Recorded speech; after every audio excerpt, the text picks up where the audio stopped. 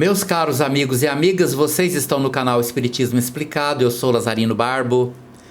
Antes de começar nosso vídeo de hoje, eu vou te pedir que ajude o nosso canal a crescer, inscreva-se no nosso canal, compartilhe com seus amigos, ative o sininho das notificações para que o YouTube possa avisar você dos novos vídeos.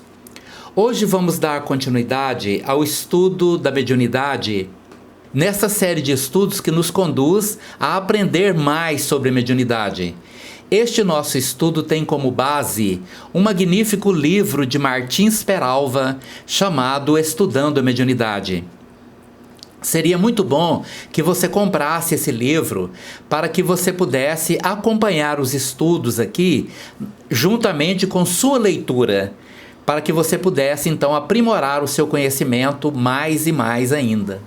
Então, neste momento, nós entramos no capítulo 2 do livro chamado Espiritismo e Mediunidade.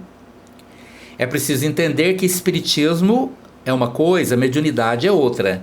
Mediunidade é uma condição humana que todas as pessoas têm, independente de crenças, independente de religiões, independente de qualquer coisa.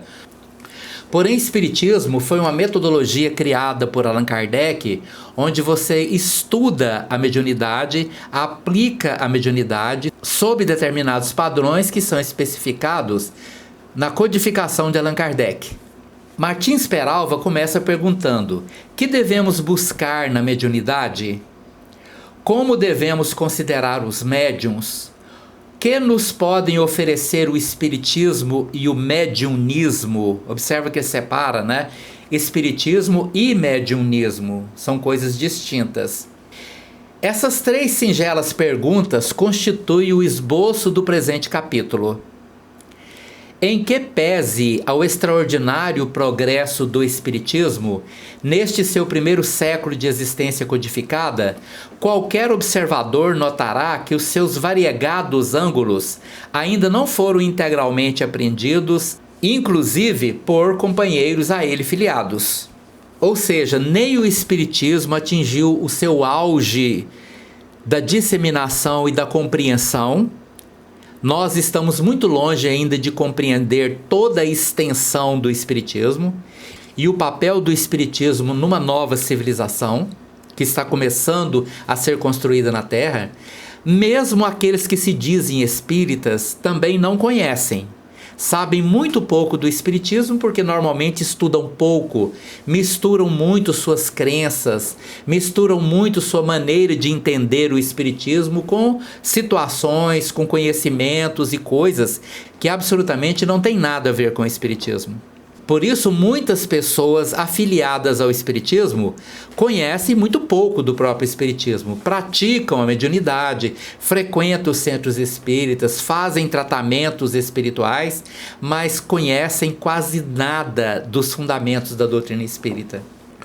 Por isso, muitas criaturas, almas generosas e simples, ainda não sabem o que devem e podem buscar na mediunidade. Tá vendo? Muitos médiuns não sabem o porquê da mediunidade. Eles não buscam entender a mediunidade. Ele acha que a mediunidade é simplesmente ir no centro, receber os espíritos através da psicofonia, escrever uma psicografia, escrever uma mensagem psicografada, caminhando única e exclusivamente nessa direção. Não sabem absolutamente nada do espiritismo. Outras pessoas guardam um conceito errôneo e perigoso com relação aos médiuns, situando-os indevidamente na posição de santos ou iluminados, né? Isso é uma realidade. Médiuns não são santos e nem iluminados. A grande maioria dos médiuns são espíritos em estado de provação, tendo a mediunidade não como um dom precioso a ele presenteado pela evolução conquistada. Alguém, por exemplo, que é laureado pela glória de ter atingido uma evolução espiritual e tem a mediunidade como um mandato conquistado pelo seu mérito. Isto é muito raro. Talvez Chico Xavier tenha tido ao longo de sua vida uma mediunidade assim, com muito mérito por ele conquistado. Divaldo Franco também, né, um espírito que nós acreditamos ser muito bom e que já tenha estas conquistas. Mas para o restante dos médios, isso não é real. As pessoas estão ali lutando dia a dia contra os seus defeitos, tentando dominar os seus defeitos, tentando direcionar-se para o bem, muitas vezes caindo e levantando, sem conquistar muita coisa ao longo da vida, porque simplesmente ainda não estavam prontos. Mas a mediunidade é uma ferramenta. Se eu for esperar ser um espírito evoluído para depois trabalhar, talvez eu nunca trabalhe, porque a própria mediunidade é uma ferramenta para me tornar um ser melhor. Por isso eu preciso usar a ferramenta para poder ajudar as pessoas. Por isso eu preciso ajudar a mediunidade para poder ajudar as pessoas, conquistar o meu lugar, me tornando uma pessoa melhor sempre, sem nunca desfalecer, sem nunca, em hipótese alguma, desanimar de mim mesmo e muito menos da mediunidade. E o pior de tudo isso é que existem médiuns que acreditam que são assim. Quando os outros acreditam que o médium é uma pessoa santa ou iluminada, mas ele não acredita, tudo bem, ele acaba se defendendo disso. A pior situação é quando muitas vezes o médium, motivado pelo orgulho, pela vaidade, ele passa a acreditar que realmente ele é uma pessoa diferente, especial, dotado de um dom, onde ele não precisa estudar, não precisa aprimorar-se.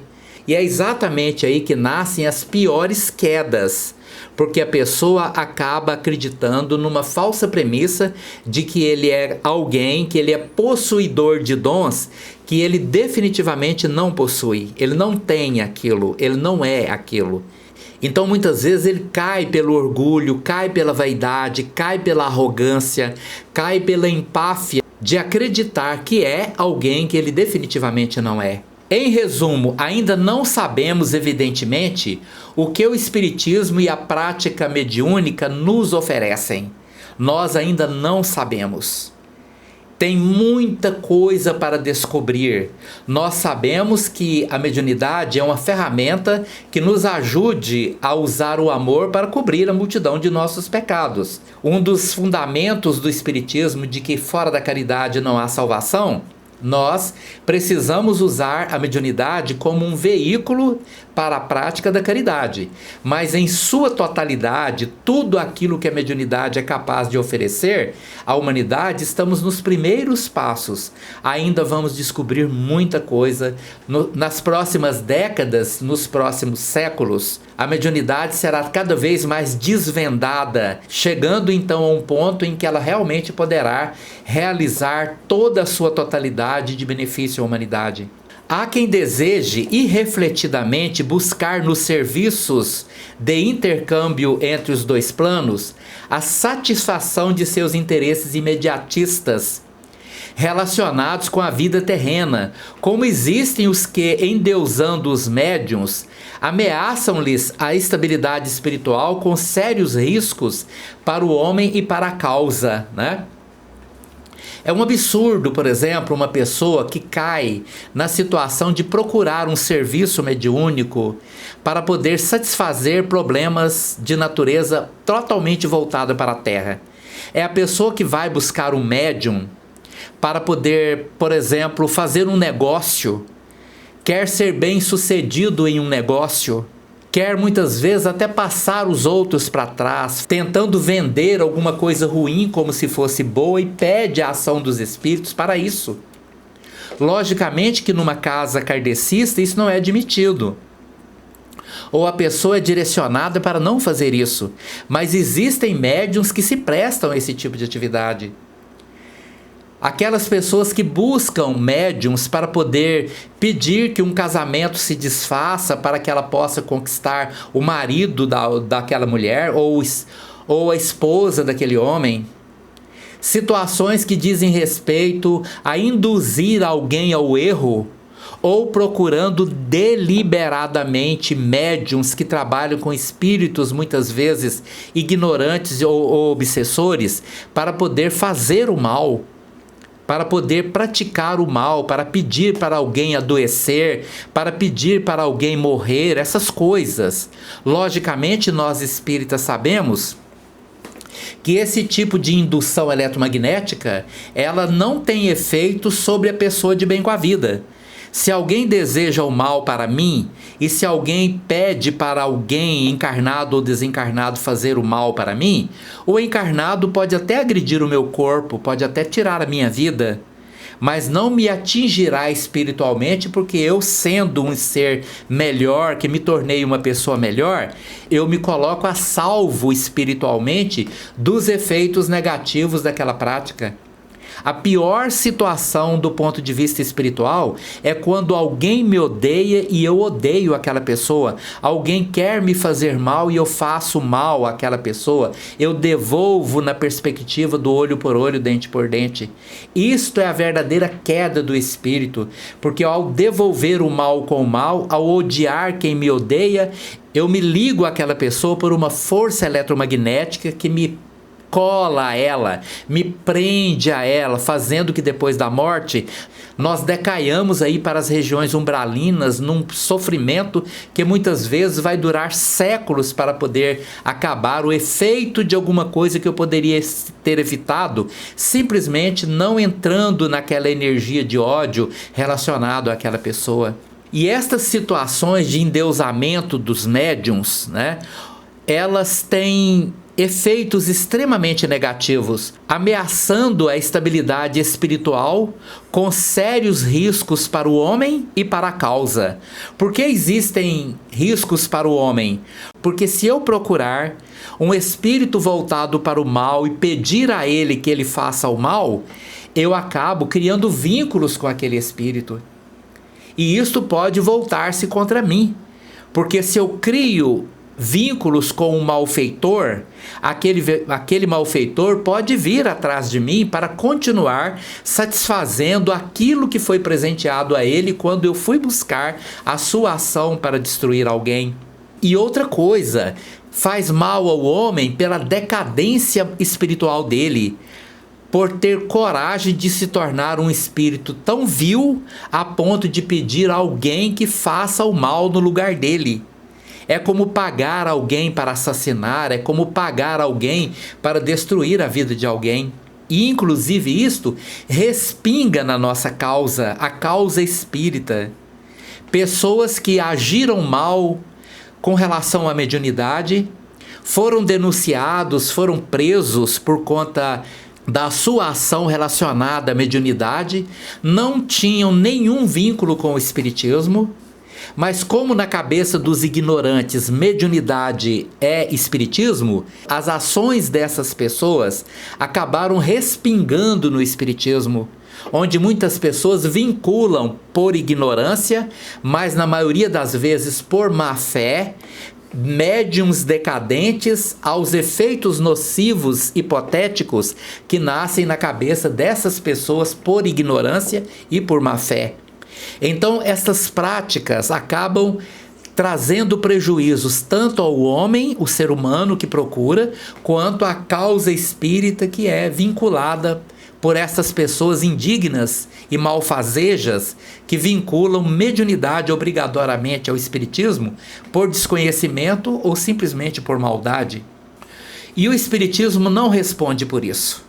O espiritismo não é responsável pelas ações de pessoas que não usam o espiritismo, a codificação kardecista, não usam o conteúdo espiritual, as práticas, a disciplina mediúnica para poder agir na mediunidade fazendo aquilo que vem na sua cabeça. O espiritismo não é responsável por isso, definitivamente. O espiritismo se baseia na obra de Allan Kardec. É o início, é o princípio do espiritismo. Não é um fim, é um princípio. Mas ali estão os códigos morais que devem ser praticados, aceitos, assimilados por todo aquele que deseje utilizar a sua mediunidade com Jesus, para Jesus e por Jesus. Fora da caridade não há salvação. Dai de graça o que de graça recebestes. Nunca espere nada em troca do seu trabalho mediúnico. Não queira reconhecimento, não queira laurel de glória, não queira ser endeusado, não queira ser elogiado. Não torne a sua mediunidade um chamamento de uma queda. mas sim uma motivação de sua ascensão espiritual através da prática do bem e do amor ao próximo. Então, o Espiritismo não responde por isso. Os espíritos superiores não respondem por isso, porque não ensinaram isso. Os espíritos mais esclarecidos, nem sendo aqueles espíritos superiores lá da comunidade dos espíritos puros, também não respondem por isso.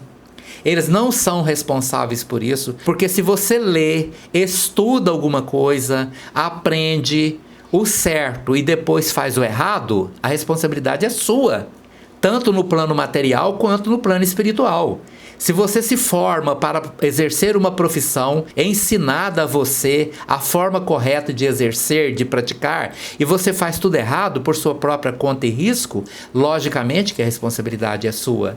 Por isso, Allan Kardec, no dizer de Camille Flammarion foi um astrônomo que viveu no tempo de Kardec e fez parte da Sociedade Espírita de Paris. Ele ajudou Allan Kardec a formar o pensamento espírita. E ele disse que Kardec era o bom senso em pessoa. Então, diante do bom senso, o Espiritismo, cuja codificação no plano físico coube a Allan Kardec, o sábio francês, teria de ser também a doutrina do bom senso e da lógica, do equilíbrio e da sensatez. Tá vendo? O que permeia a prática mediúnica? Bom senso, lógica, razão, conhecimento, equilíbrio e sensatez. E isto é que determina o norte da doutrina espírita. Se você sair fora do bom senso, da lógica, do equilíbrio, da razão, da sensatez, do conhecimento, a responsabilidade é toda sua. Por isso nós, espíritas que frequentamos centros espíritas, que trabalhamos na doutrina espírita, nós não cansamos de afirmar que o maior mentor de um centro espírita, o mais importante mentor de um centro espírita, é o livro.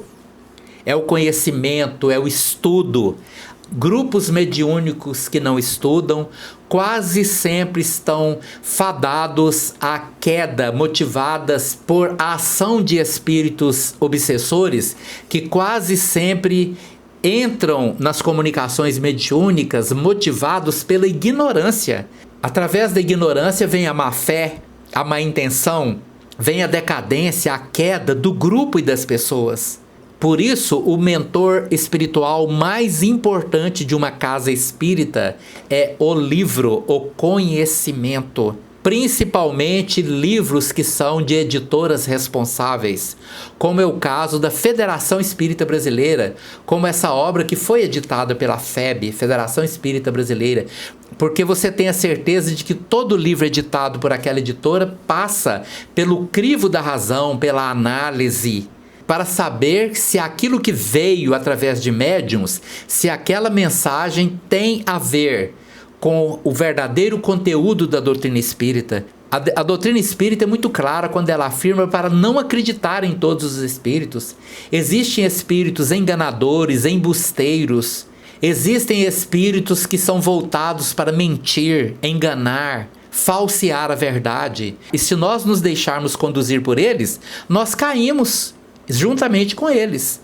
Por isso, nós precisamos ter muita vigilância sobre a nossa mediunidade, sobre todo o conteúdo que através dela é doado a toda a humanidade. Muito obrigado pela sua atenção. Se você gostou desse vídeo, deixe o seu like. Muito obrigado por você estar aqui conosco.